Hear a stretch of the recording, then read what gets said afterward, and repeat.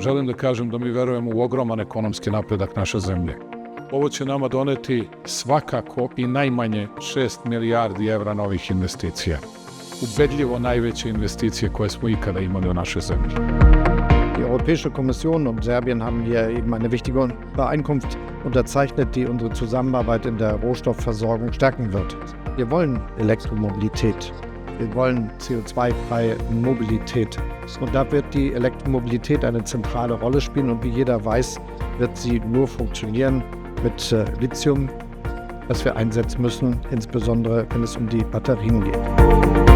I'm sure that the agreements which we achieved today will not only pave the way to the development of the full e-mobility ecosystem in Serbia by 2030, but it would also further underline the important partnership we have between the European Union and Serbia.